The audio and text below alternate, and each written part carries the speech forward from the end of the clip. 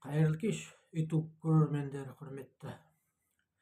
Мен енді өткен жолы Рим цифры жайлы айтып өттім. Енді мен бүгінгі әңгімем одан да бұрын өткен Бабыл немесе Вавилон заманы туралы, сол замандағы кішкене адам баласы есеп-қисапты қалай жүргізді, сол замандағы цифрларды кішкене аз кем айтып өтпекпін.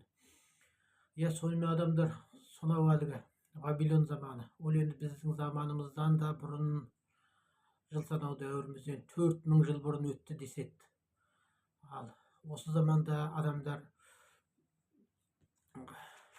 мынандай цифрларды қолданған екен дейді. Мынау секілді. Мысалға мынандай жалау, ол 1 деген цифрды білдіреді екен. Ал егер де осындай жалаудың 5-еу қабатынан тұрса, мінекей 1, 3, 4, бұл 5 деген цифрды білдіреді.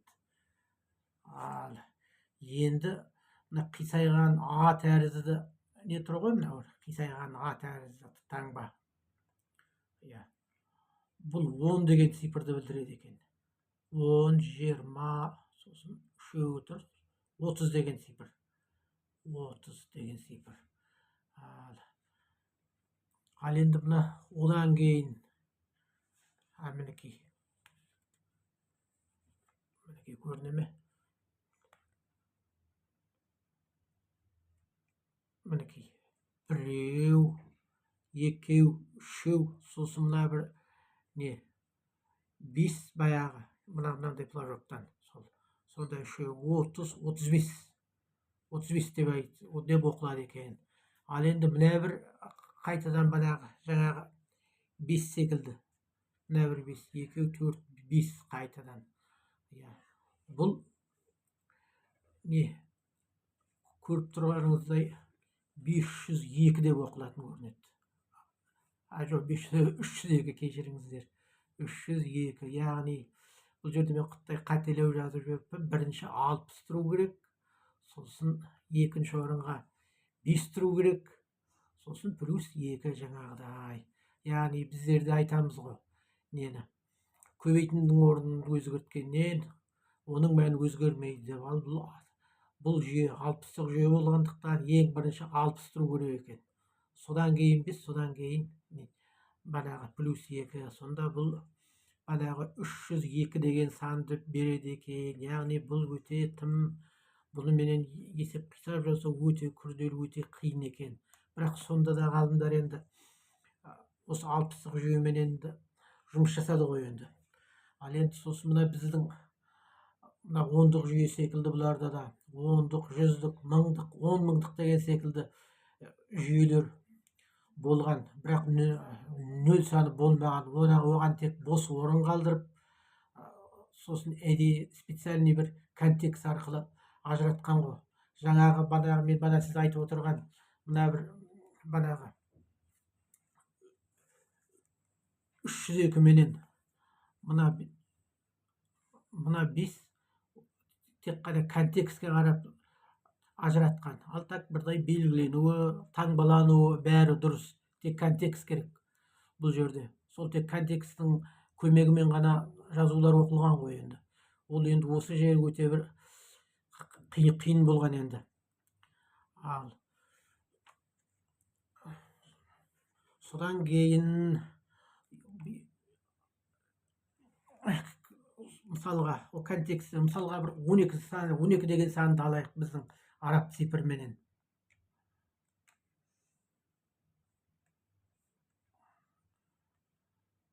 Мынада 15, жақсы. 12 болып кетті, кешіріңіздер. 15 болып кетті, неге көрсеткенімде. Әлде сіздерге 12 болып көріне ме? Осыны олар, егерде сол заманның ғалымдары тап келетін болса, олар осы 12-ні олар оқиды екен. Отырып. Бұл 12 ме, әлде 120 ма деп отыратын көрінеді. Себебі нөл жоқ қой. Оларға контекст арқылы етілген. Сол контекстпен ғана оққан ғой. 120 ма, 12 ме деп бастарын қатырып отыратын көрінеді, ойланып. Контекст жоқ, контекст болса осыны етер едік деп, анық ажыратқан болар еді. Ал егерде 1,2 деген сан келетін болса, мысалға, мен мында жазып отырмын 1,2 деп, онда олар айтады екен, мына сан 102. Себебі бірден кейін үтір тұр ғой. Осы олар ойлайды екен, бұл мына бос орын, бұл сол ненің орны деп, банағы нөлдің орны деп. Яғни, или болмаса оны етеді дейді. Басқаша контекстке қарап оқиды тек қана. Болды. Соныменен енді осындай цифрлар осылай таңбаласа да нөлге бір қадам қалды дейді ғалымдар, айтпақшы бұны. Бірақ сөйте тұра бұлар өте күрделі, өте қиын есептердің де сан түрлі шешімдерін тапқан ғой енді осы ғалымдар. Осы есеппен ақ сол замандағы, сол Бабыл заманындағы мысалға Пифагор, одан беріде өткен Македония заманында Архимед, оның біздің заманымыздағы 9 ғасырдағы әйгілі ғалым банағы Омар Хайям деген сияқты ғалымдар осы нелерменен есеп қисап жасаған. Мысалға 180-ді олар былай оқыған екен. Мысалға 180 болатын болса, мысалға біздің есебімізше әуелі 60 деген цифрды алады, сосын оны 3-ке көбейтеді. Тең болады 180. Банағы 3-пенен 60-тың орнын біз секілді бұлай ауыстыруға болмайды олардың есебінше. Сол сияқты 180 оқиды. Сол сияқты 10-ның 800 болатын болса да, онда контекстке қарап, бұл банағыша белгілейді, жаңағы 180-ді біз қалай белгілейді, оны да солай белгілейді. Бірақ контекстке қарайды да олар. Мысалға 60 көбейтілген, тағы да 60 көбейтілген 3 дейді, тең 10.800 деген цифрды осылар осылай етіп ажыратқан екен.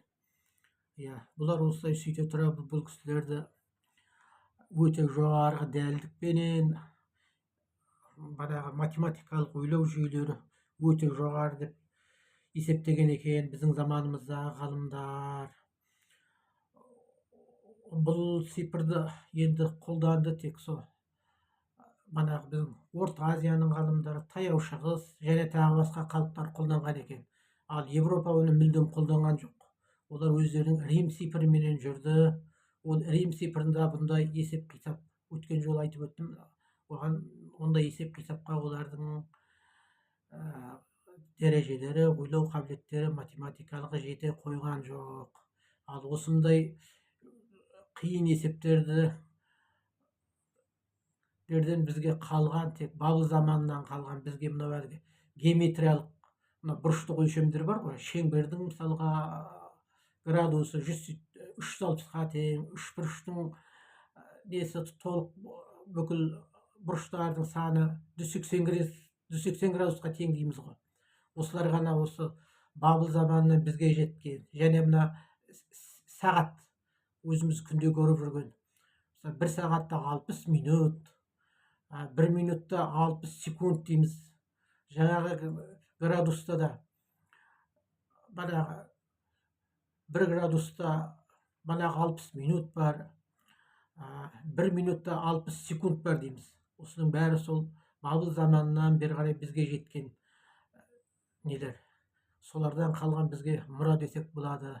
Ал енді сол заманда нөлге сәл жете алмаған, бірақ таңғажайып неше түрлі есеп қисап шығарған банағы Омар Хайямның бір өлеңі бар енді.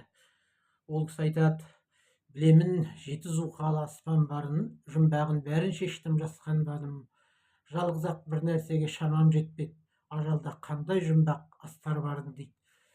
Өмекен қарт сол заманда нөлді біліп, оны қолданған болса, кім біледі, ажалдың да математикалық формуласын жасаған болар ма еді, кім білсін. Ағайын, көрер қызық көп болғай. Менің осы бір видеомды бөлісіп, таратып, лайк басып, коммент жазып дегендей қолдай отырыңыздар. Қолдау сізден болса, әңгіме бізден болады. Ағайын, соныменен бақ дәулет ырыс бастарыңыздан кетпесін. Сіздерді жамандаған жан болса, екі қолы арқасына жетпесін. Қош сау болыңыздар.